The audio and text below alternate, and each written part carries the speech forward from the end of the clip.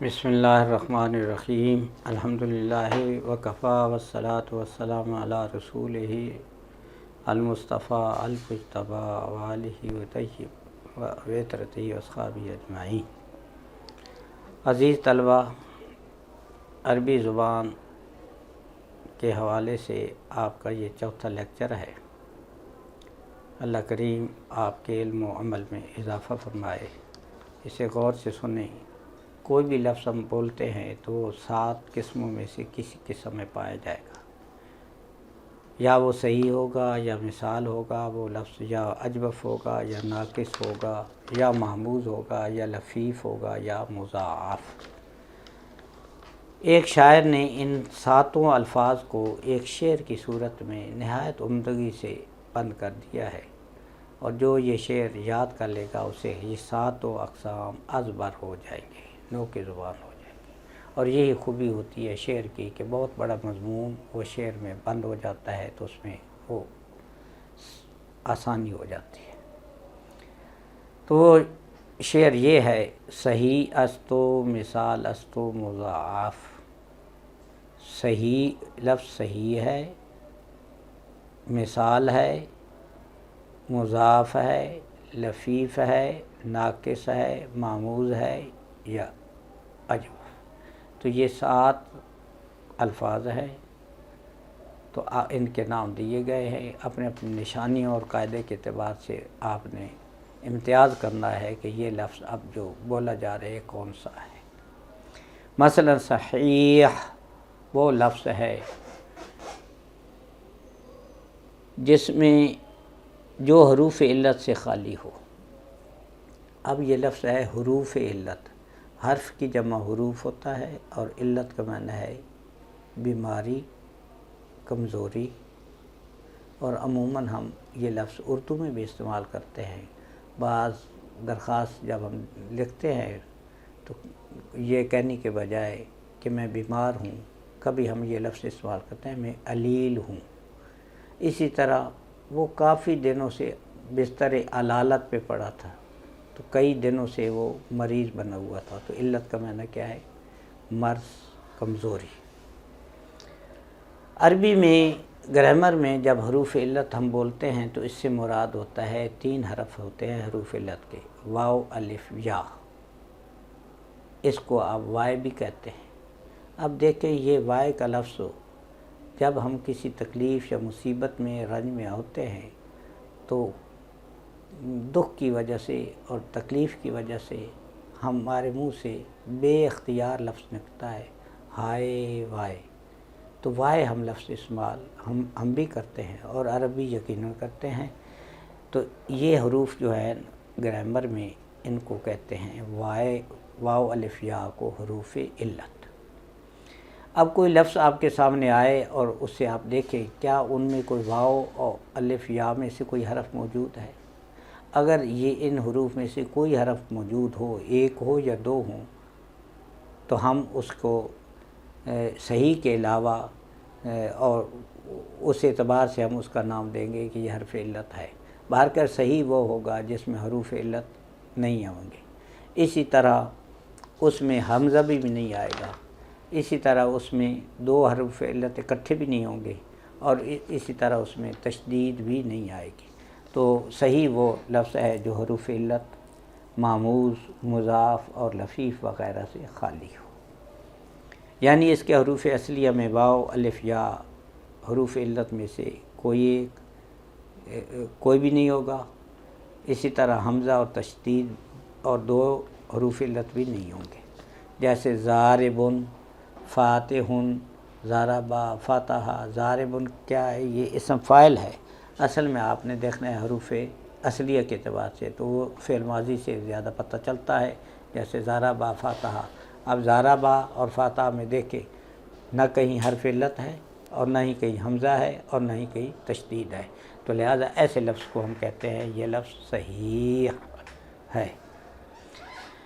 اردو میں ہماری زبان میں صحیح کو پڑھنا مشکل ہے، ہم صحیح بولتے ہیں، تو جب صحیح کہتے ہیں تو اس میں ہم ایک ہیک تو پڑھتے ہیں، دوسری ہیک ہم سے ادا ہی نہیں ہوتی۔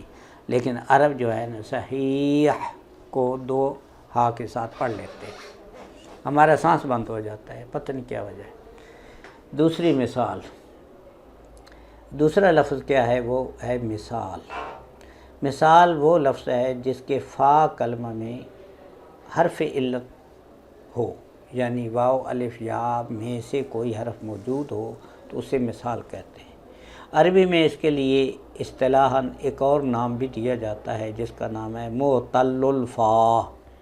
معتل الفا، فا سے مراد فا کلمہ ہے، اور معتل کا مطلب ایسا وہ کلمہ فا جو علت والا ہے۔ تو علت والے فا، اگر فا علت والا ہو تو اسے کہتے ہیں مثال، یعنی فا کلمے میں واو الف یا میں سے کوئی حرف آ جائے، جیسے وعدہ، اس نے وعدہ کیا۔ اب اس میں دیکھیں حرف علت موجود ہے، کون سا؟ وہ فا کلمے میں واو آ گیا ہے، تو اس کا مطلب یہ صحیح نہ ہوا، بلکہ کیا ہوا؟ فا کلمے میں اگر آئے حرف علت وہ مثال کہلاتا ہے۔ تو وعدہ مثال ہے، اس نے وعدہ کیا۔ واردہ، واردہ وہ وارد ہوا، وہ آیا، ورود کہتے ہیں آنے کو۔ تو واردہ میں بھی آپ دیکھ لیں کہ اس کے فا کلمہ جو ہے، پہلا کلمہ وہ کیا ہے؟ فا سے مراد فا عین لام۔ فا عین لام جب وزن آپ دیکھیں گے تو اس میں فا میں فا ہے، دوسرا عین ہے، تیسرا لام ہے۔ تو فا کے بدلے میں یہاں اس کے یہاں واردہ میں واو آ گیا، تو لہٰذا یہ ہم کہیں گے یہ کیا ہے؟ مثال ہے۔ اسی طرح ایک اور لفظ ہے وہابہ، ہبہ کرنا، بخش دینا، جیسے اللہ پاک کا نام ہے وہاب، بہت دینے والا، بہت بخشنے والا۔ تو وہابہ میں آپ دیکھیں یہاں بھی حرف علت فا کلمے میں موجود ہے، اور وہ کیا ہے؟ واو ہے۔ یہ تو ہے مثال، اور اس طرح کے کئی الفاظ عربی میں آپ کو ملیں گے۔ اجوف وہ لفظ ہے جس کے عین کلمے میں حرف علت ہو۔ یہاں تو مثال میں تھا فا کلمے میں، اگر عین کلمے میں حرف علت آ جائے یعنی درمیانی حرف میں، تو پھر اسے اجوف کہتے ہیں۔ جیسے کالا، تو اب یہاں کالا میں کاف پہلا ہے، دوسرا الف ہے، تیسرا لام ہے۔ یہاں الف تو آ گیا کالا میں، اصل میں حقیقت میں یہ لفظ تھا قاوالا، پھر ایک گرامر کے اعتبار سے یہ قاوالا سے کالا بن گیا۔ تو کالا میں، قاوالا میں کیا ہے؟ حرف علت درمیان میں موجود ہے عین کلمے میں، وہ کیا ہے؟ واو۔ با، یہ بھی اسی طرح ہے، واو الف یا میں سے حرف علت یہاں یا موجود ہے، بے جسے کہتے ہیں، تو یہ حرف علت ہے اور یہ درمیانی کلمے عین کلمہ میں ہے، تو لہٰذا یہ ان کی اجوف ہو گیا۔ اس کا دوسرا نام جیسے پہلے آپ کو کہا تھا معتل الفا مثال کو کہتے ہیں، تو یہ بن جائے گا اجوف کا دوسرا نام ہے معتل العین، یعنی عین کلمہ علت والا، یا عین کلمے کا علت والا ہونا۔ اور اسی طرح اگر لام کلمے میں یہ علت والا ہو حرف واو الف یا میں سے، تو ہم اسے ناقص کہتے ہیں۔ جس کے لام کلمے میں کوئی حرف علت آئے اس کا دوسرا نام معتل اللام ہے، اور اس پر جو لفظ آتے ہیں وہ ہے، اب سنیں، ضبیٌ، رمیٌ، دعوۃ، رخوٌ، تو یہ ہے ناقص۔ کیوں؟ اس لیے کہ آپ دیکھیں ان سب حرفوں کے آخر میں آپ کو نظر آئے گا حرف علت، یا کی صورت میں یا واو کی صورت میں وغیرہ۔ اب ایک لفظ آتا ہے، ایسا لفظ ہوتا ہے جس کے 3 حرفوں میں سے کسی جگہ حمزہ پایا جاتا ہے۔ جب حمزہ ان میں پایا جائے گا تو ہم ان کو مہموز کہتے ہیں۔ پھر یہ دیکھیں کہ اگر یہ حمزہ فا کلمے میں ہے تو ہم اسے مہموز الفا کہتے ہیں، عین کلمے میں آئے تو اسے ہم مہموز العین کہتے ہیں، اور اگر لام کلمے میں آئے تو ہم اسے مہموز اللام کہتے ہیں۔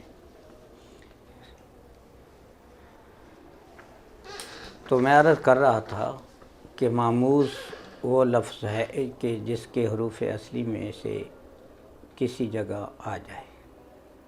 حمزہ معمول سے مراد حمزہ والا لفظ، تو اب وہ حمزہ الف کلمے میں بھی آ سکتا ہے، فا کلمے میں بھی آ سکتا ہے، عین میں بھی آ سکتا ہے اور لام میں بھی۔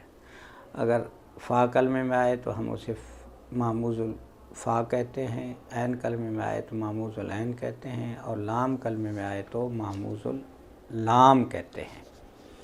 اب چند مثالیں آپ کے سامنے رکھتا ہوں تو یہ آپ غور سے دیکھ لیں اور یاد رکھ لیں۔ سأل یسألو، سوال اس نے کیا، یسألو وہ سوال کرتا ہے، تو اب سأل میں آپ دیکھیں عین کلمے میں حمزہ ہے۔ فاقہ کسی چیز کو نکالنا یا پھوڑنا یا زخم دینا، تو فاقہ کے آخر میں کیا ہے؟ حمزہ ہے، اور یہ حمزہ لام کلمے کی وجہ کی جگہ پر ہے، اس لیے اس کو معموز، یہ بھی معموز ہے اور اسے معموز اللام کہیں گے۔ اسی طرح ایک لفظ ہے شازا، اسی طرح ہے قارا، اس نے پڑھا وغیرہ۔ تو یہ ہے معموز۔ معموز وہ لفظ ہے جس میں 3 حروف اصلی میں سے کسی جگہ حمزہ آ جائے۔ اب ایک لفظ ایسا بھی ہوتا ہے جس میں 2 حرف علت آ جاتے ہیں، کبھی وہ اکٹھے جڑے ہوئے آتے ہیں اور کبھی جدا ہو کر آتے ہیں۔ اگر حروف اصلی 3 ہیں تو 2 جڑے ہوئے ہوں تو یا تو پہلے دوسرا ہوتا ہے جڑا ہوا، یا دوسرا تیسرا ہوتا ہے، اور کبھی ایسا ہوتا ہے کہ پہلا حرف علت ہے، دوسرا نہیں ہے، اور تیسرا پھر حرف علت ہے۔ تو اس اعتبار سے اس سب کا اکٹھا نام ہے لفیف۔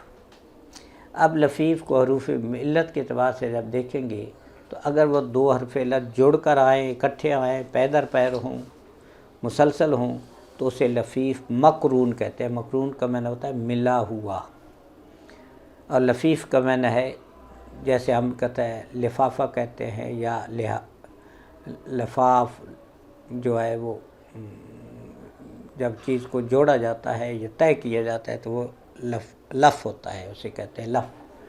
تو جب 2 حرف علت جڑے ہوئے ہوں، لف ہوں، تو انہیں لف مقرون کہتے ہیں۔ مقرون کا معنی جڑا ہوا یا ملا ہوا، اور اگر جدا حروف علت آئیں تو انہیں لفیف مفروق کہتے ہیں۔ فرق کا معنی ہوتا ہے فاصلے پہ ہونا، امتیاز اس میں ہو، اکٹھی چیز نہ ہو، علیحدہ علیحدہ ہو، تو اسے مفروق کہتے ہیں۔ تو لفیف کی 2 قسمیں بن گئی، لفیف مقرون اور لفیف مفروق۔ تو اس کے لیے اب مثالیں آپ دیکھ لیں، مثلا والیہ ہے، واہیہ ہے، ولی اور واہی۔ اب اس میں دیکھیں اس میں 2 حرف علت ہیں اور دونوں جدا ہیں، تو اس لیے یہ لفظ مفروق ہو گیا، اور کبھی لفیف مقرون بھی ہو جاتا ہے جب دونوں حرف اکٹھے مل جائیں۔ تو آخری ایک قسم ہے لفظ کی، اسے کہتے ہیں مضاعف۔ مضاعف اب دیکھیں تو اس میں حروف اصلی ہے ضاد عین فے، ضوف۔ ضوف کے 2 معنی ہوتے ہیں، کبھی ضوف 2 گنا کو کہتے ہیں، اور کبھی ضوف کا معنی ہوتا ہے کمزور، جیسے ضعیف العمر، بڑی عمر والا، کمزور عمر والا، تو ضعیف کمزور کو کہتے ہیں۔ اور مضاعف کبھی یہ تضعیف کے معنی میں ہو تو اس کا معنی ہوتا ہے 2 گنا ہو جانا۔ آپ نے پڑھا ہوگا یا پڑھ رہے ہوں گے جنہوں نے جو میتھ پڑھتے ہیں، تو وہاں جو ہے مضاعف چیز آتی ہے تو وہ 2 گنا جب کیا جاتا ہے تو اسے یا کئی گنا اسے مضاعف کہتے ہیں۔ قرآن حکیم میں بھی آتا ہے کہ اللہ کریم کوئی ایک نیکی کرتا ہے تو اللہ اس کی نیکی کا اجر جو ہے کئی گنا بنا کر دیتا ہے، تو وہ مضاعف ہوتا ہے۔ اسی طرح جو آدمی صدقہ اور زکوٰۃ کرتا ہے تو اللہ کریم اس کے مال کو بڑھا دیتا ہے، تو وہ اضافہ جو ہوتا ہے اسے مضاعف کہتے ہیں۔ لیکن بہرکیف یہ تو ہے لفظی۔ اب یہاں اس اصطلاحی معنی میں اس سے مراد یہ ہے کہ 2 حرف اگر ایک جنس کے ہوں تو ان کو شد کے ذریعے اکٹھا کر دیتے ہیں تو اسے مضاعف کہتے ہیں۔ یعنی کسی حرف پہ تشدید آ جائے تو اس کا مطلب یہ ہے کہ وہ حرف 2 دفعہ ہے، اس کو 2 حرفوں کو ایک حرف بنا کر اوپر شد لگا دیتے ہیں تو اسے کہتے ہیں مضاعف۔ کئی الفاظ ہم ایسے سنتے ہیں اور بولتے بھی ہیں اور ان کا استعمال ہوتا ہے۔ اور صرف یہ ہے کہ توجہ نہ ہونے کی وجہ سے یا استعزاء نہ ہونے کی وجہ سے آدمی کو پتہ نہیں چلتا، ورنہ ہمارے استعمال میں کئی ایسے لفظ آتے ہیں۔ دیکھیں مدہ، یہ اصل میں مادہ دا، میم پہلا فا کلمہ ہے، دوسرا دال ہے، تیسرا بھی دال ہے۔ اب یہ دو مادہ دا مدد، اس کو کبھی مد کہہ دیتے ہیں تو یہ مضاف تشدید لگا کر اسے ہم مضاف بنا دیتے ہیں تو یہ مضاف ہے۔ مادہ دا کو مدہ کہہ دے، کرہ را کو کرہ کہہ دے، اور اسی طرح سبا سابا با کو سبا کہہ دے، تو یہ ہے مضاف۔ یہ ہے 7 آپ کے الفاظ، کوئی بھی لفظ آپ بولیں گے تو ان 7 قسموں میں سے وہ کوئی ہوگا، یا وہ صحیح ہوگا، یا مثال ہوگا، یا اجوف ہوگا، یا ناقص ہوگا، یا محمود ہوگا، یا لفیف ہوگا، یا مضاعف ہوگا۔ آپ کو اس کی ساری تفصیلات میں نے اصطلاحاً بھی اور لوگوں نے بتا دی ہے، آپ مہربانی کریں۔ سب سے پہلے تو ان 7 اقسام کو یاد کرنے کے لیے آپ اس شعر کو یاد کر لیں، اور شعر بڑا جلدی یاد ہو جاتا ہے، شرط یہ ہے ذوق اور شوق بھی ہو۔ تو شعر یہ ہے: صحیح استو مثال استو مضاعف، لفیف و ناقص و محمود و اجوف۔ اب ان الفاظ کو دیکھیں تو کتنے بنتے ہیں: صحیح 1، مثال 2، مضاعف 3، لفیف 4، ناقص 5، محمود 6 اور اجوف 7۔ یہ ہے 7 اقسام انہیں کہا جاتا ہے۔ امتحان میں اگر آپ سے یہ پوچھا جائے 7 اقسام کے متعلق آپ کیا جانتے ہیں یا وہ کون سے ہوتے ہیں، تو آپ وضاحت کریں۔ تو ایک تو شعر آپ نے یاد رکھنا ہے، پھر جیسے جیسے اصطلاحات میں نے بیان کی ہیں یا ان کی مثالیں میں نے دی ہیں، تو آپ مہربانی کر کے اس یاد کریں، اچھی طرح پڑھیں اور یاد رکھیں۔ زادکم اللہ علما وعملا، والسلام علیکم الی اللقاء القادم۔ دوسری ملاقات ہونے تک سلام آپ تک ہو۔